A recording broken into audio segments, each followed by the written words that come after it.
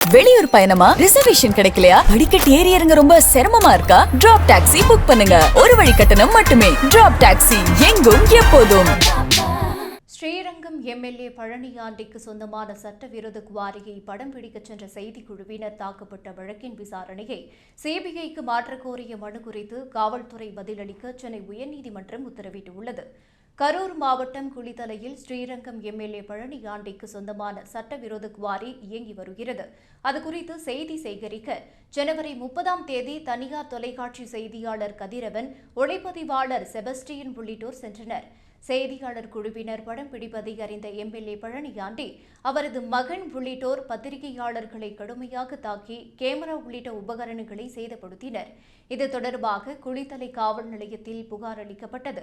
இந்நிலையில் இந்த வழக்கின் விசாரணையை சிபிஐ அல்லது வேறு புலன் விசாரணை அமைப்புக்கு மாற்றக் கோரி கதிரவன் சார்பில் சென்னை உயர்நீதிமன்றத்தில் மனு தாக்கல் செய்யப்பட்டது. அந்த மனுவில் பழனியாண்டி மீதான புகாரை குளித்தலை போலீசார் முறையாக விசாரிக்காமல் அவருக்கு சாதகமாக செயல்படுவதாக தெரிவிக்கப்பட்டுள்ளது. மேலும் பழனியாண்டி உள்ளிட்டோர் தாக்கியதற்கான வீடியோ ஆதாரங்கள் இருந்தும் போலீசார் முறையாக நடவடிக்கை எடுக்கவில்லை எனவும், பழனியாண்டி தனது அரசியல் மற்றும் அதிகார பலத்தை பயன்படுத்தி விசாரணையை நீர்த்து போக செய்யக்கூடும் என்பதால் உரிய விசாரணைக்கு உத்தரவிடும்படியும் மனுவில் கோரிக்கை வைக்கப்பட்டுள்ளது. அந்த மனு நீதிபதி நிர்மல் குமார் முன்பு விசாரணைக்கு வந்தது. அப்போது காவல்துறை சார்பில் ஆஜரான கூடுதல் குற்றவியல் வழக்கறிஞர் முகிலன், இந்த வழக்கில் உரிய முறையில் விசாரணை நடைபெற்று வருவதாகவும், என்னென்ன நடவடிக்கைகள் எடுக்கப்பட்டுள்ளன என்பது குறித்து விரிவாக பதில் மனு தாக்கல் செய்வதாகவும் கூறினார்.